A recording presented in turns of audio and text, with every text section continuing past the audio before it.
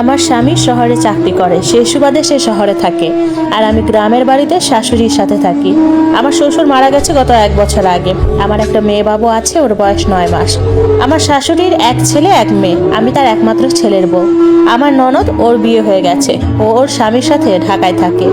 আমার এবং আমার স্বামীর পারিবারিকভাবে বিয়ে হয়েছে 3 বছর আগে। বিয়ের আগে দুজন দুজনকে দেখে পছন্দ হয়েছে, পরে দুজনের সম্মতিতে বিয়ে দেওয়া হয়েছে আমাদের।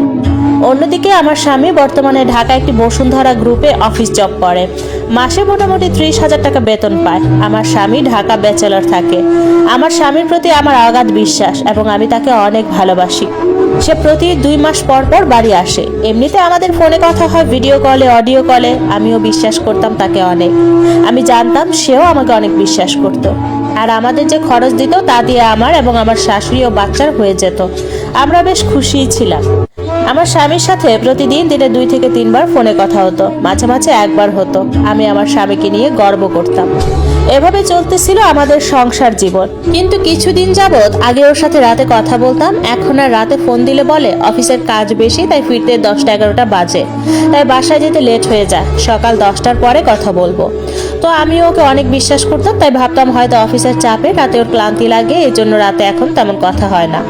এমনি কিন্তু অন্য টাইমে ঠিকই কথা হয়, তাই ওর সাথে এটা নিয়ে আমার তেমন অভিযোগ ছিল না। আবার আগের মতন ঠিকমতো 2 মাস পর পর বাড়ি আসে, এসে আমাদের সাথে সময় কাটায়। 2 দিনের ছুটি নিয়ে আসতো, 2 দিন ছুটি কাটিয়ে আবার চলে যেত। আমার ইচ্ছা হতো ওর সাথে ঢাকায় থাকতে, কিন্তু চাইলেই পারি না। এখানে আমার শাশুড়িকে দেখভাল করতে হয়। আবার কেননা ও 2 মাস পর পর 2 দিন এসে থাকতো, এটা আমার কাছে খারাপ লাগতো। ও 2 দিন থেকে চলে গেলে আমার খুব খারাপ লাগতো। আর আবার ওর জন্য অপেক্ষা করতে হতো, আবার 2 মাস পর দেখা হবে। যাই হোক, স্বামী পাশে থাকাই আলাদা সুখ। যারা বিয়ে করেছেন তারা আমার সাথে একমত হবেন। এরপর এভাবে কেটে গেল আরো 2টি বছর। আমার স্বামী এখন 3-4 মাস পর পর বাড়ি আসে। এটা নিয়ে একদিন ঝগড়া করেছিলাম, কিন্তু ও আমাকে খালি বোঝাতো এত ঘন ঘন বাড়ি গেলে খরচ বেশি, তাই একটু লেট করে যাওয়া ভালো। এই জন্য আমি বেশ অভিমান করতাম ওর সাথে, কিন্তু আমার অভিমান ও কেয়ার করতো না। জানেন, মাঝে মাঝে একা কান্না করতাম স্বামীকে কাছে পাওয়ার জন্য। এখন আমার মেয়েটা 3 বছরের কাছাকাছি বয়স, তাই চেয়েছিলাম আরেকটা বাবু নিব। যেহেতু আমাদের মেয়ে বাবু আছে, তার কারণ একটা ছেলে বাবু আল্লাহর কাছে চাইবো, এরকম পরিকল্পনা মনে মনে করে রেখেছিলাম। এবার স্বামী আসলে এটা বলবো। অন্যদিকে আমার শাশুড়ি চাইছিল আমরা নতুন করে বাবু নেই, তাই এবার আমার স্বামীর জন্য অপেক্ষা করছিলাম খুব আগ্রহ স্বরে। একদিন আমার স্বামী 3 মাস 16 দিন পর আসলো। আমি সেদিন অনেক খুশি ছিলাম। আমি তার কাছে আবদার করলাম যে এবার 7 দিন থাকবেন। ও বলল, কেন 7 দিন থাকবো কেন? আমি বললাম কারণ আছে, রাতে বলবো। ও বলল ঠিক আছে বললো। এখন আমি ক্লান্ত, একটু ঘুমাবো। ও যখন ঘুমাচ্ছে ওর মাথায় হাত বুলিয়ে দিলাম। এতদিন পর পর কাছে পেলে ওর অনেক যত্ন নিতাম। শহরে থাকে কি না কি খায় এমনটা ভেবে ওর জন্য অনেক আইটেম রান্না করতাম। ও খেত আর আমার রান্নার অনেক প্রশংসা করতো। ওর অনেক যত্ন নিতাম সেই কয়দিন বাড়িতে থাকতো, যে কয়দিন। তো রাতে যখন দুইজনে ঘুমাতে গেলাম, তখন আমার মনের কথাটা ওকে বললাম যে আমরা নতুন করে বাবু নিতে চাই। ও বলে উঠলো, এখন না, আরো পরে। আমি তখন বললাম, কেন আরো পরে কেন? আমার এখনই লাগবে। তুমি ঢাকাতে থাকো, আমি বাসায় একা থাকি, আর আমাদের মেয়ে বাবু বর্তমানে বড় হয়ে গেছে, এখনই নেওয়ার সময়। ও আমাকে বললো, এখন আমার বেতন বাড়েনি, আমার সামনে প্রমোশন হলে বেতন বাড়বে, তখন আমরা ভেবে নিব, ঠিক আছে? ওর কথায় আমি সহমত হলাম, ভিন্ন মত পারলাম না, কেননা আমার স্বামীকে আমি অনেক ভালোবাসি। এরকম আমাকে অপেক্ষা করাতে থাকলো। আরো 6 মাস কেটে গেল। আমি একটা জিনিস উপলব্ধি করতে পারলাম, আমার স্বামী দিন দিন কেমন জানি হয়ে যাচ্ছে। এই সামান্য কারণে আমার স্বামী দ্বিতীয় সন্তান নিতে চাচ্ছে না। এখন তো আমার স্বামী যে টাকা পাচ্ছে, আলহামদুলিল্লাহ ভালো আছি।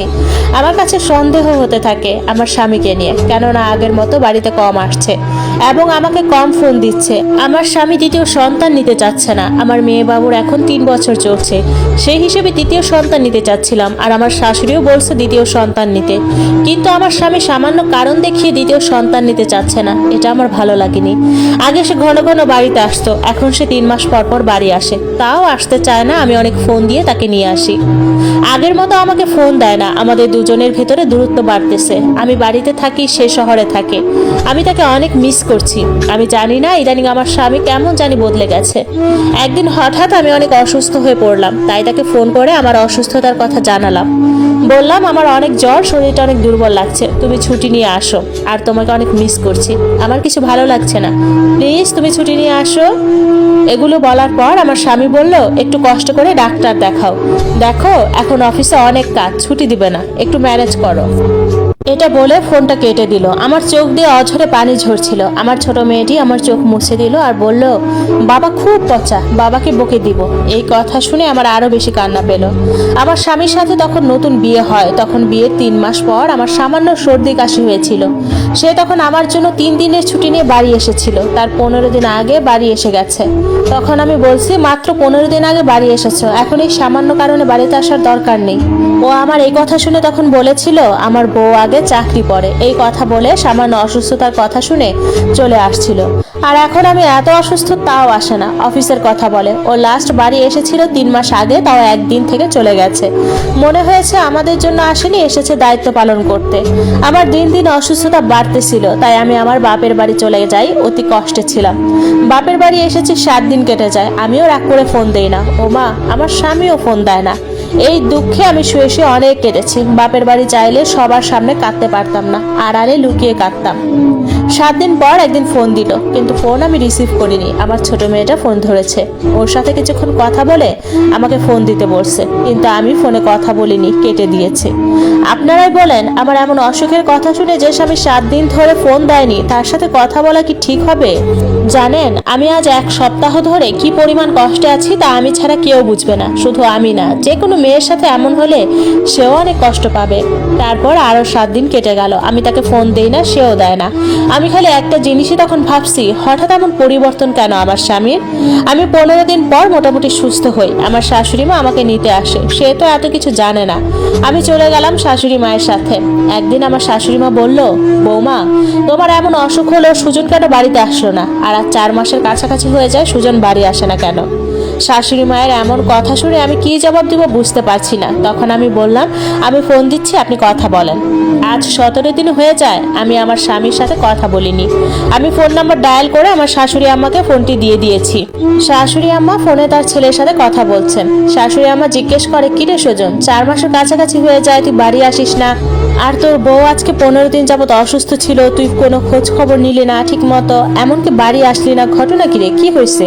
সুজন বলতেছে, কিছুই হয়নি মা, অফিসের কাজে অনেক চাপ, তাই আসতে পারিনি, খুব শীঘ্রই আসবো। আম্মা বলতেছিল, এর আগে তুই ঘন ঘন বাড়ি আসতি, আর এখন তুই 3 মাস 4 মাস পর পর বাড়ি আসিস, তাও আবার ঠিক মতো আসিস না। তুই কি এমন কাজ করিস? শাশুড়ির এমন কথা বলতে ও পাশ থেকে, এখন বিজি, পরে কথা হবে মা, এটা বলে ফোন কেটে দিল। এই হলো আমার স্বামীর অবস্থা। আমার সন্দেহ আরো বেড়ে গেল।